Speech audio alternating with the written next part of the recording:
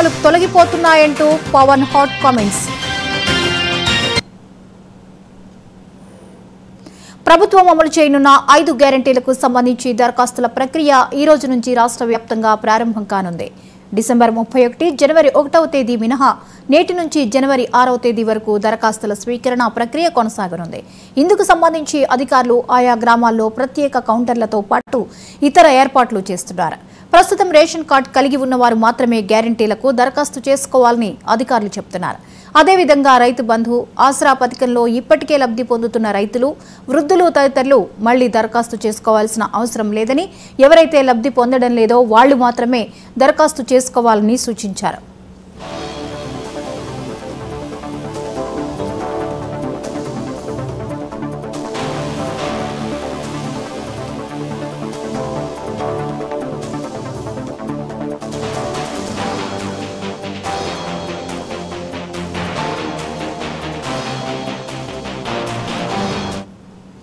గ్యారంటీల దరఖాస్తు ఫారాన్ని నిన్న సచివాలయంలో సీఎం రేవంత్ రెడ్డి విడుదల చేశారు. అనంతరం దరఖాస్తు ఫారాలను జిల్లాలను చేరవేశారు. చాలా వరకు ఆయా గ్రామాల్లోని కాంగ్రెస్ నేతలు దరఖాస్తు ఫామ్లను జిరాక్స్ తీయించి ప్రజలకు పంపిణీ చేస్తున్నారు. మరికొన్ని చోట్ల అధికారులు పంచుతున్నారు. వాట్సాప్లో దరఖాస్తు ఫామ్ సర్క్యులేట్ కావడంతో ఎవరికి వారు జిరాక్స్ తీసుకుంటున్నారు. దరఖాస్తు ఎలా చేయాలి, ఎవరెవరు చేయాలనే దానిపై అధికారులు ప్రజలకు అవగాహన కల్పిస్తున్నారు. దరఖాస్తు ఫామ్లు నింపేందుకు అంగన్వాడీలు, ఇతర ఉద్యోగుల సహకారాన్ని కూడా తీసుకుంటున్నారు. ఏ గ్రామంలో ఎప్పుడు దరఖాస్తు చేసుకుంటారనే సమాచారాన్ని ఇప్పటికే ఆయా గ్రామాల సర్పంచ్లు, కార్యదర్శులకు అధికారులు సమాచారం ఇచ్చారు.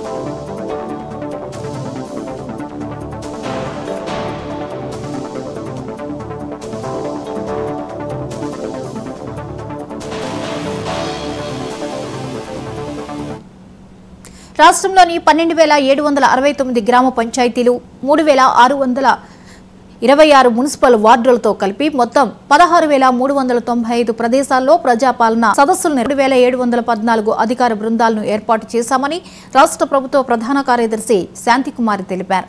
సీఎం విడుదల చేసిన ప్రజాపాలన దరఖాస్తు ఫామ్లను అన్ని గ్రామాల్లో అందుబాటులో ప్రజాపాలన కార్యక్రమ పరిచయాలని సూచించారు.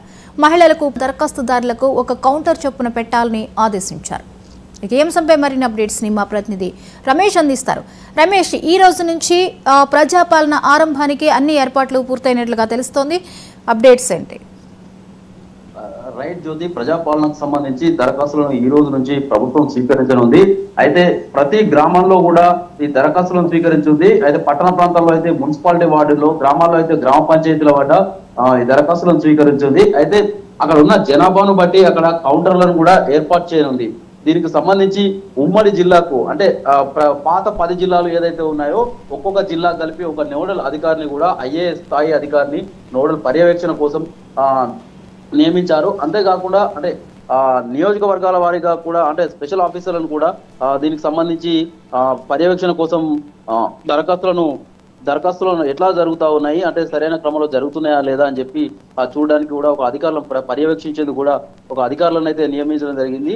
అయితే ముఖ్యంగా చూసుకున్నట్లయితే 5 గ్యారంటీలకు ఈ పథకంలో ఏదైతే ఉందో 5 గ్యారంటీలకు సంబంధించి ఒకే దరఖాస్తును స్వీకరించనున్నారు. అందులో అవైతే మహాలక్ష్మి పథకము, రైతు భరోసా, గృహజ్యోతి, ఇందిరమ్మ ఇల్లు, చేయూత, ఈ 5 పథకాలకు సంబంధించిన ఒకే దరఖాస్తును ప్రజల నుంచి స్వీకరించనున్నారు. అంతేకాకుండా వారికి సంబంధించిన మొత్తం అంటే కుటుంబ వివరాలను సైతం ఆ కుటుంబంలో అంటే తొలి పేజీలో మొత్తం 4 పేజీలు కూడా ఈ దరఖాస్తులో ఉండనున్నట్లుగా తెలుస్తా ఉంది. తొలి పేజీలో ఆ కుటుంబ యజమాని పేరు, పుట్టిన తేదీ, ఆధార్ కార్డు సంఖ్య, రేషన్ కార్డు సంఖ్య, మొబైల్ నెంబరు, తదితర వివరాలను కూడా ఇందులో మొత్తం వాళ్ళు అంటే ఇతర ఏ కులానికి చెందిన వారు, ఏ విభాగంలో అంటే వారు ఏ దేనికి సంబంధించి దరఖాస్తు చేసుకుంటున్నారు, వారికి ఏ పథకం కావాలి అని చెప్పేదాన్ని కూడా పూర్తి వివరాలను అందులో అంటే నమోదు చేసుకోవాల్సి ఉంటుంది. సంబంధిత అధికారికి అంటే ఒక్కొక్క ఏరియాకు అయితే గ్రామాల్లో అయితే అంటే ఏ ఊరు అనేది వారికి ముందుగానే సమాచారం ఇచ్చారు.